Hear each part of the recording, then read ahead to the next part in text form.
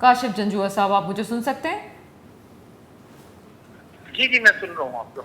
Doctor साहब, इस वक्त जो हालात हैं, ख़ास तौर पे आपसे जानना चाहेंगे कि अफ़गानिस्तान और पाकिस्तान के मुज़ाकरात नाकाम होते हैं, क्या तज्ज़िया है आपका इस पर?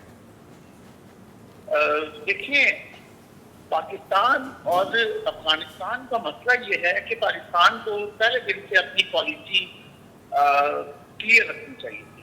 देखिए, जो इंटरनेशनल जो डिप्लोमेसी होती है, जब भी मुज़ाकरात ये चीजें खत्म होती हैं तो ये तो डिप्लोमेसी का फेलियर होता है ना। डिप्लोमेसी में हम ट्रैक 1 डिप्लोमेसी, ट्रैक 2 डिप्लोमेसी की बात करते हैं। तो अब मसला ये है कि सब चीजें क्लोज हो जाती हैं, तब आप जाते हैं जंग की तरफ या महदूद जंग की तरफ या किसी इशू की तरफ। 47 में हमें देखें, जब हम यूनाइटेड नेशन गए, यूनाइटेड नेशन की मेंबरशिप लेने, तो दुनिया में किसी मुल्क ने एतराज नहीं किया था सिवाय आपके अफगानिस्तान के। उन्होंने कहा कि हम क्यों दें इनको। फिर हमारे पास देखिए, हमारे पहले प्राइम मिनिस्टर लियाकत अली का मर्डर होता है, सैयद अकबर एक अफगानी। आप मोहतरमा बेनजीर का मर्डर देखें, एक अफगानी।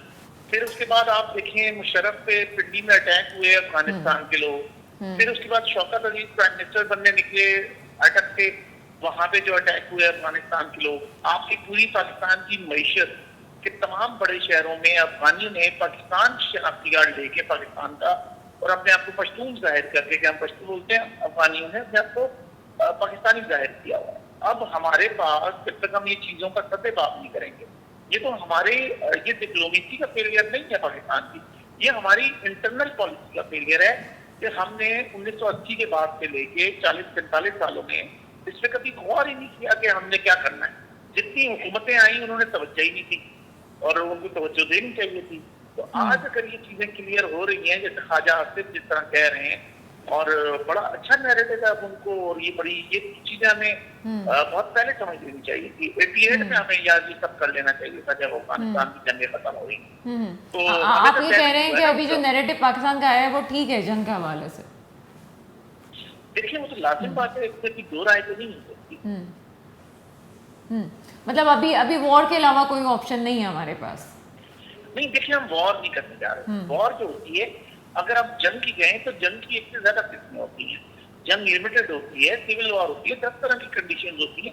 वॉर की हम IR में देखते हैं, इंटरनेशनल लेजन में, जब दो स्टेट के दरमियान बहुत सारे नैरेटिव है ना। तो मैंने अभी आपसे पहले भी अर्ज की कि डिप्लोमेसी के ट्रैक 1 ट्रैक 2 सब चीजें जब क्लोज होंगी, डिप्लोमेसी का फेलियर होता है। डिप्लोमेसी ये ना नेगोशिएट करते हैं आप दो कंट्री, तो वो नाकाम होती है तो फिर आप जंग जाते हैं। अच्छा, जंग हम नहीं कर रहे, पहली चीज इसको समझें। ये जंग नहीं होगी, जंग होती है किसी लेवल पे। अफगानिस्तान का पाकिस्तान के साथ कोई लेवल नहीं है, यानी कि वो हमारे मुकाबले में क्या है मुझे बताएं। उनके पास उनकी जो गवर्नमेंट है वो पॉपुलर गवर्नमेंट ही नहीं है, वो कब्जे के जरिए आई हुई है, इलेक्टेड गवर्नमेंट नहीं है, डेमोक्रेसी नहीं है। वो तो बेसिकली वॉर लॉर्ड्स हैं, और जो ये वॉर लॉर्ड्स होते हैं उनसे आप वॉर नहीं करते, उनको आप ठिकाने पे लगाते हैं। तो पाकिस्तान को ठिकाने पे लगाना चाहिए। अच्छा डॉक्टर साहब, ये ट्रेड जो बॉर्डर हमारे मिल रहे हैं, हम काफ़ी सामान ख़राब हो रहा है, रास्ते बंद हुए हैं, चीज़ें इस तरह कैसे सही हो सकेंगी? इस तरह तो आप समझते हैं कि अफगानिस्तान की जो आम लोग हैं उसको उन लोगों को बड़ा नुकसान इस वक्त पहुंचने वाला है, जो कि उनकी हुकूमत की पॉलिसीज़ है उसकी वजह से?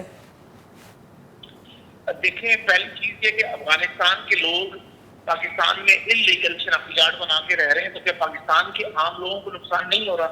और बॉर्डर पे जो चीजें रुकी हुई हैं, एक मुझे बस समझाएं कि पाकिस्तान में 40-45 साल से, कोई 50 साल से अफगानिस्तान को अपनी जो फोर्ट है वहां से सब कुछ दिया है। अफगान ट्रेड यहाँ से होती है।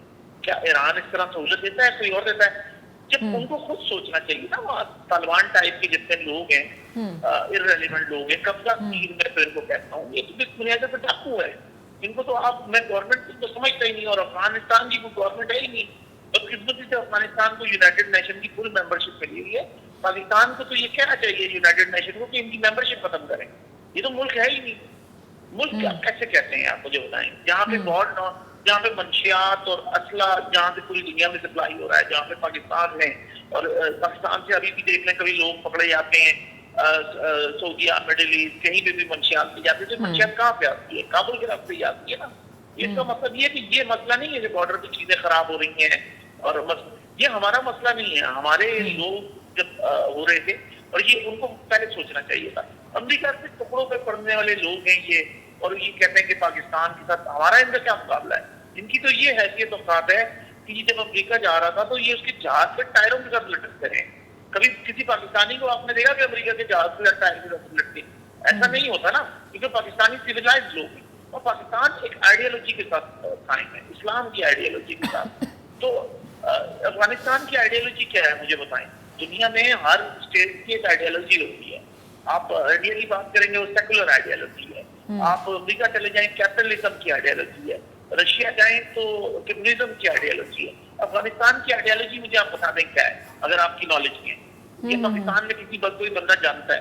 अफगानियों को भी नहीं पता होगा कि उनकी आइडियोलॉजी क्या है एज अ स्टेट। वो भी रिलीजन बेस्ड आइडियोलॉजी नहीं है, इस्लाम उनकी आइडियोलॉजी नहीं है। इस्लाम होती तो इस्लाम तो भाईचारा सिखाता है। अच्छा, मैं जो बात कर रही थी सर, जो बॉर्डर के जरिए ट्रेड हो रहा है, जाहिर सी बात है हमारे पास भी एक मार्केट थी, उनके लिए भी बड़ा अच्छा था कि जैसे चावल, अनाज सब जा रहा है यहाँ से, फ्रूट की तरसील हो रही है। लेकिन साथ साथ इस वक्त जिस तरह से भारत सपोर्ट कर रहा है, और अभी तो मुत्तकी साहब को सिर्फ नज़र आ रहे हैं, वहाँ पे उनका पैसा नज़र आ रहा है, इन्वेस्टमेंट नज़र आ रही है, ये आपको लगता है कि लॉन्ग टर्म्स रहेंगी ये चीज़ें? उनकी आवाम को वो, अगर उनकी पॉलिसी के लिहाज से देखा जाए तो फ़ायदा पहुँच सकता है? ठीक है, पाकिस्तान अगर ख़त्म करता है रास्ता तो भारत उनको पैसा दे रहा है और उससे वो हुकूमत चला लेंगे। देखिए, पहली चीज ये किसको कौन पैसा दे रहा है नहीं दे रहा, तो मैं तो आपसे पहले ही कहा कि ये बुनियादी तौर पे भाड़े के टट्टू हैं, ये किराए के टट्टू हैं। ये बुनियादी तौर पे इनकी कोई पॉलिसी नहीं है। इसका मतलब इनको कोई पैसे दे देगा, ये उसके साथ चले जाएंगे। किराए के कातिल हैं ये, उजरती कातिल टट्टू हैं बुनियादी तौर पे। इनकी तो सारी सी पिछली पुरानी यही है। इनके पास क्या है मुझे बताएं? कुछ भी नहीं है। ठीक है, बहुत शुक्रिया। प्रोग्राम का वक्त खत्म हो रहा है। डॉक्टर काशिफ जंजुआ साहब, आपकी राय का बहुत शुक्रिया।